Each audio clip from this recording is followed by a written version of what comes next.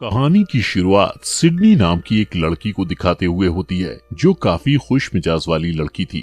जब सिडनी 9 साल की थी तो उसकी माँ की मौत हो गई थी और उसे उसके पिता पॉल ने ही पाल पोस कर बड़ा किया था। पॉल एक प्लम्बर था, इसलिए सिडनी को पीरियड्स के बारे में बताने के लिए वो पाइप और प्लम्बिंग के सामान का इस्तेमाल करता है, जो पॉल को समझाने का बहुत ही अजीब तरीका था। पॉल सिडनी की अच्छी परवरिश के लिए वो सब कुछ करता है जो वो कर सकता था, लेकिन हर लड़की की तरह सिडनी को भी कभी न कभी उसकी माँ की जरूरत पड़ती थी। सिडनी अपने पिता के साथ काम करने वाले साथियों के बीच पड़ी हुई थी, इसलिए वो उन सब के भी काफी करीब होती है। एक दिन उसे एक स्कॉलरशिप का लेटर मिलता है जिसमें उसे SIU नाम के कॉलेज में पढ़ने का मौका दिया जाता है, और ये वही कॉलेज था जिसमें उसकी माँ ने भी पढ़ाई की थी। साथ ही उसे अपनी माँ के ग्रुप कप्पा में शामिल होने का भी ऑफर मिला था। इससे पॉल और उसके साथी काफी भावुक हो जाते हैं क्योंकि सिडनी वहाँ से जाने वाली थी। जब सिडनी जा रही होती है तो वो रास्ते में एक बॉक्स खोलकर देखती है जो उसकी माँ ने उसके लिए रखा था।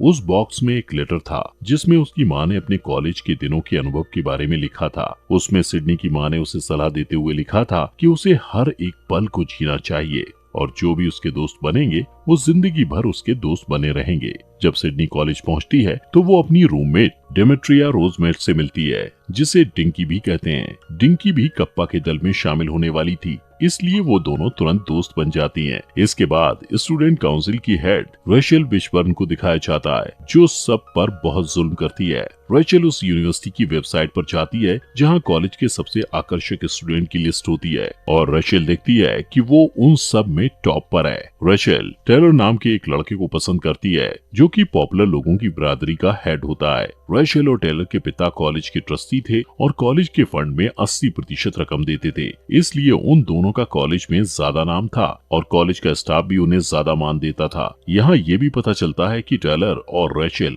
एक साथ प्रोजेक्ट पर काम कर रहे थे जिसका नाम विचबर्न प्रिंस ग्रीक लाइफ सेंटर है। वो दोनों अमीर स्टूडेंट्स के लिए एक बिल्डिंग बनाने का प्लान कर रहे थे और इसके लिए वॉर्टेक्स नाम की एक पुरानी बिल्डिंग को गिराना चाहते थे। वॉर्टेक्स कॉलेज के कुछ स्टूडेंट्स का था जिन्हें बेवकूफ समझा जाता है और इसलिए उन्हें डॉग कहा जाता है। इसके बाद सिडनी और डिंकी कैंपस में जा रहे होते हैं जहाँ काफी भीड़ होती है। इस बीच टायलर के दोस्त नए स्टूडेंट को देख रहे होते हैं। टायलर का एक दोस्त एक स्टूडेंट को परेशान करने के लिए उसकी तरफ बॉल फेंकता है, लेकिन इससे पहले कि वो बॉल उस लड़के को लगती, सिडनी उसे पकड़ लेती है। टायलर ये देखता है और उससे काफी खुश हो जाता है, इसलिए वो उसके पास आ जाता है और सिडनी और डिंकी से मिलता है। वो दोनों को कॉलेज का मैदान और कैंपस दिखाता है, साथ ही वो वहाँ की लड़कियों के अलग अलग दल के बारे में भी बताता है। वो सबसे पहले गामा फी के बारे में बताता है और इसके बाद फी बीटा ओमेगा के बारे में बताता है जिसमें हर बिरादरी के लोग होते हैं। इस दौरान वो लोग कप्पा फी न्यू तक पहुंच जाते हैं। कप्पा ग्रुप की लीडर रेचल होती है और जब वो टायलर और सिडनी को साथ में देखती है तो सिडनी उसे खटकने लगती है। जब सिडनी कप्पा ग्रुप में जाती है तो कैटी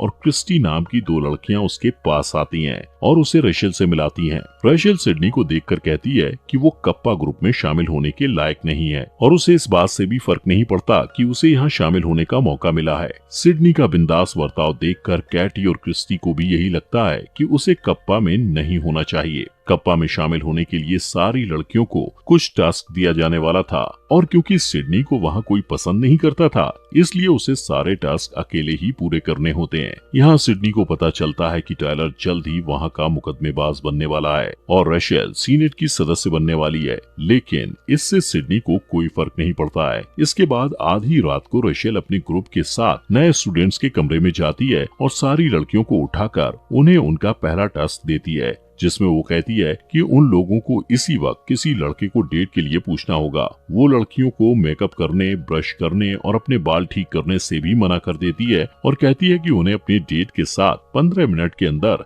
स्टेट स्ट्रीट डिनर पर आकर उससे मिलना होगा। अब इससे सिडनी काफी उलझन में होती है और किसी लड़के को ढूंढने लगती है। बहुत ढूंढने के बाद उसे लेनी नाम का एक लड़का मिलता है जो किताबी कीड़ा होता है। वो उसे उसके साथ डेट पर जाने के लिए पूछती है और इससे पहले कि लेनी जवाब देता, वो उसे तुरंत लेकर रेचल के बताए हुए पते पर टाइम से पहले पहुंच जाती है। इसके बाद रेचल उसे दूसरा टास्क देते हुए कहती है कि उसे लेनी को छोड़ना होगा। सिडनी कहती है कि वो ऐसा नहीं करेगी क्योंकि लेनी एक अच्छा लड़का है। रेचल उसे लेनी और कप्पा ग्रुप के बीच किसी एक को चुनने के लिए कहती है, इसलिए सिडनी को उसकी बात माननी पड़ती है। इस बीच लेनी बाथरूम जाता है और जब वो वापस आता है तो वहाँ पर कोई और नहीं होता है। यहाँ उसके साथ और भी बुरा होता है क्योंकि उसे ही सारा बिल चुकाना पड़ता है। सिडनी की परवरिश कुछ ऐसे हुई थी जिससे वो सारे टेस्ट को बाकी लड़कियों से ज्यादा अच्छे से पूरा करती है और इस बीच वो अनजाने में ही बाकी लड़कियों को प्रेरणा दे रही होती है कि वो रशेल की गलत बातों से कैसे दूर रह सकते हैं। इससे रशेल को बहुत गुस्सा आता है लेकिन वो इस बारे में कुछ कर भी नहीं पाती। इधर सिडनी टेलर के काफी करीब जा रही होती है और टेलर को भी वो अच्छी और प्यारी लगती है। एक दिन सिडनी की मुलाकात लेनी से होती है और वो उससे अपने किए की माफी मांगती है और बताती है कि उसने ऐसा टेस्ट की वजह से किया था, लेकिन लेनी वहाँ से चला जाता है। इसके बाद रशेल सारी लड़कियों को इकट्ठा करके ये कहती है कि अब टेस्ट वाला राउंड खत्म होने वाला है और बहुत जल्द वो सब कप्पा सिस्टर्स बनने वाली हैं। इसके लिए कॉलेज में अगले दिन एक ट्रेडिशनल प्रोग्राम होने वाला था जहाँ रशेल कप्पा सिस्टर्स का नाम ऐलान करने वाली थी। यहाँ रशेल एक विजेता को चुनती है जिसे आने वाले प्रोग्राम के लिए ड्रेस मिलने वाली है, लेकिन जब रशेल देखती है कि सिडनी विजेता है तो उसे अच्छा नहीं लगता। इस दौरान सिडनी को यूनिवर्सिटी की वेबसाइट के बारे में पता चलता है जहां सबसे आकर्षक स्टूडेंट की लिस्ट होती है, लेकिन वो देखती है कि उसका नाम उस लिस्ट में 213वें नंबर पर है। रशेल ये देख लेती है और उसे जानबूझ के एक ब्लैक ड्रेस देती है ताकि वो सबके सामने बुरी दिखे। अगले दिन जब सिडनी वो कपड़े पहनकर प्रोग्राम में आती है तब टेलर उसके पास आता है और वो उसके लुक की तारीफ करता है और उसे डांस करने के लिए कहता है। जल्दी ही रशेल एक एक करके कप्पा सिस्टर्स का नाम ऐलान करती है और उन्हें उनके बैच बनाती है, लेकिन जैसे ही सिडनी की बारी आती है तो वो बेकार का बहाना करके सिडनी को कप्पा ग्रुप से बाहर कर देती है। उसकी बेइज्जती करने के लिए वो सबको बताती है कि सिडनी के पिता एक प्लम्बर हैं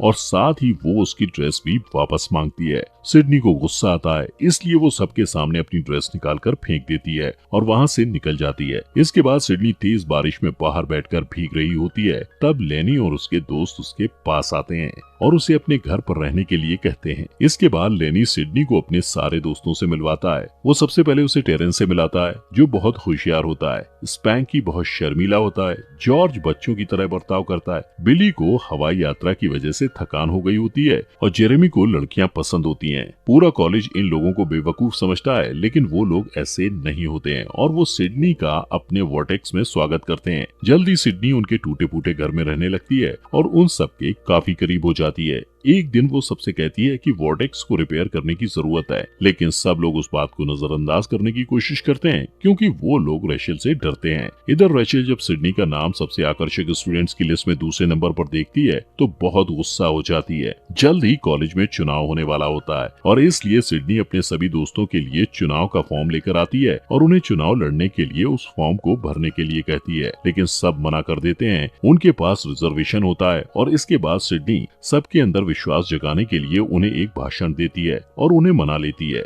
इसके बाद सब लोग चुनाव के लिए पर्चे तैयार करते हैं और एक स्टॉल बनाते हैं जहां वो सबको अपने चुनाव में खड़े होने के मकसद के बारे में बताते हैं जिसे टेरेंस लीड करता है। वो लोग वॉर्टेक्स को रिपेयर करके बाकी ग्रुप को भी सुधारना चाहते थे, लेकिन उनका असली मकसद रशेल को स्टूडेंट काउंसिल से बाहर करना था। इस बीच डिंकी उनके स्टॉल पर आकर सिडनी से माफी मांगती है और लेनी के साथ फ्लर्ट करने लगती है। उसी वक्त रशेल वहाँ से गुजर रही होती है और स्टॉल पर रुककर कहती है कि वो लोग ये चुनाव कभी नहीं जीतेंगे, लेकिन सिडनी उसकी बातों को नजरअंदाज कर देती है। इसके बाद अगले सीन में सिडनी लाइब्रेरी में होती है और टेलर उसके टेबल के पास फूल लेकर आता है और उसे उसके साथ डेट पर चलने को कहता है, लेकिन सिडनी मना कर देती है। पर जब टेलर वहाँ लगातार गाने गाने लगता है तो वो परेशान होकर उसके साथ डेट पर जाने के लिए मान जाती है। इसके बाद टेलर उसे एक जगह पर लेकर जाता है जहाँ वो बेघर बच्चों को खाना खिलाता है और ये देखकर सिडनी उससे काफी इम्प्रेस हो जाती है। फिर वो और टेलर डूबते हुए सूरज को देखकर अपना खाना खाते हैं और साथ में काफी मजे करते हैं। जब सिडनी वापस आती है तो देखती है कि उसके रूममेट्स उस पर नजर रख रहे हैं, इसलिए वो उन्हें सजा के तौर पर ये कहती है कि वो उन्हें अपनी डेट के बारे में कुछ नहीं बताएगी। दूसरी तरफ रशेल टेलर के कमरे में होती है और उससे बात करती है। वो कहती है कि सिडनी चुनाव में